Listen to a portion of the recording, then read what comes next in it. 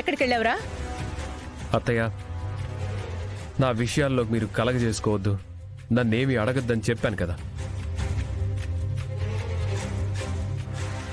అయినా సరే మీరు ఎక్కడికి వెళ్ళారేంటి అని అడుగుతారేంటి?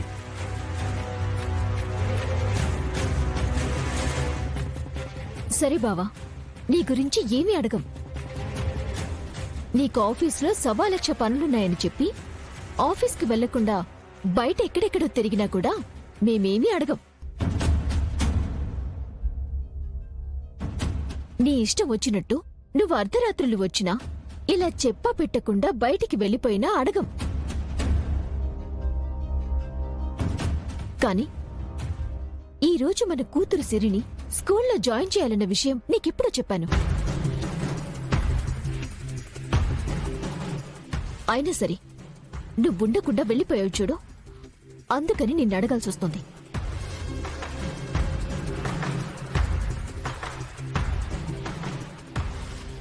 నాని, అమ్మ పద్దుల వాలకం చూస్తుంటే నాన్నతో పెద్ద గొడవ పెట్టుకునేలా ఉన్నారు. నువ్వైనా ఆపు. నువ్వు కొంచెం కామ్గా ఉండు సిరి.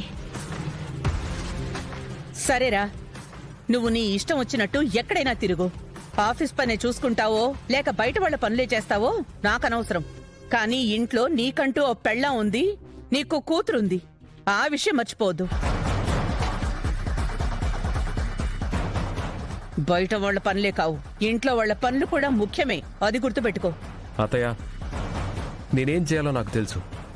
నేను చేయాల్సిన పని అయితే నేను ఖచ్చితంగా చేస్తానని మీకు తెలుసు. అది కాదు విహారీ, నిన్నటి నుంచి నువ్వు అసలు ఆఫీసులోనే లేవు. హడావిడిగా ఎక్కడికో బయటికి వెళ్ళిపోయావు. ఇంటికి కూడా రాలేదంటే అందరికీ కంగారు ఉంటుంది కదా. ఆ విషయమే అడిగితే నువ్వు కోపగించుకుంటున్నావు. అత్తయ్య, నేను నిన్నటి నుంచి ఎక్కడికి వెళ్ళానో ఏం చేశానో మీకు తెలియాలంతే కదా. ఒక్క నిమిషం ఆగండి. క్రిష్,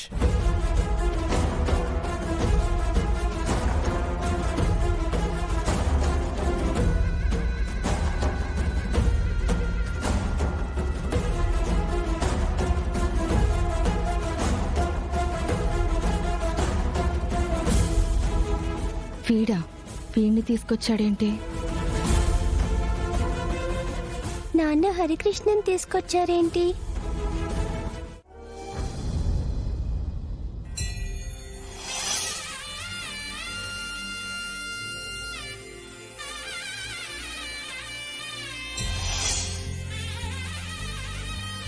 ఇదిగో మా దేవుడు వెంకటేశ్వర స్వామి, చాలా పవర్ఫుల్. నాకు కూడా ఎప్పుడైనా బాధేసినప్పుడు, భయం వేసినప్పుడు దేవుడి దగ్గరకొచ్చి నా బాధని, నా భయాన్ని పోగొట్టమని దీపం పెట్టి మరీ కోరుకుంటాను. అలా కోరుకుంటే దేవుడు మన కోరికలు నెరవేరుస్తాడంట. మా నాని చెప్పింది. నా బాధని, నా కోరికని ఏ దేవుడు తీర్చలేడు సిరి. క్రిష్, అలా అనకూడదు. దేవుడు తలుచుకుంటే ఏమైనా చేయగలడు. నా మాట విను. నువ్వొక్కసారి ఈ దేవుడి దగ్గర దీపం వెలిగించి దండం పెట్టుకో. ఏంటి క్రిష్ చూస్తావు? దీపం వెలిగించి దండం పెట్టుకోవడమే కదా, పెట్టుకో.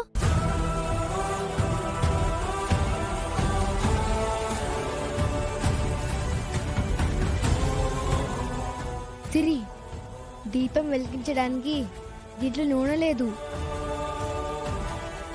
అయ్యో, నూనె లేదే. సరే, నేను ఈ ఫ్లవర్స్ తో దేవుడికి డెకరేట్ చేస్తాను. నువ్వు కిచెన్ దగ్గరికి వెళ్ళు, అక్కడ పండు ఉంటాడు. నువ్వు పండుతో దేవుడి దగ్గర నూనె అయిపోయింది అని చెప్పు. పండునే ఇస్తాడు. వెళ్ళి తీసుకురా, సరేనా? సరే.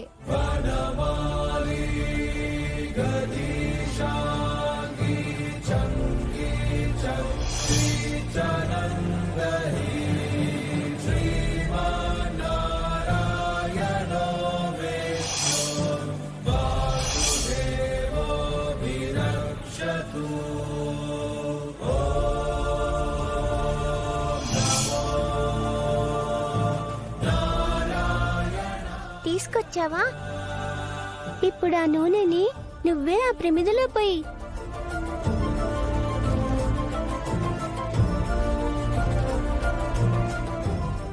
ఇప్పుడు దీపం వెలిగించు.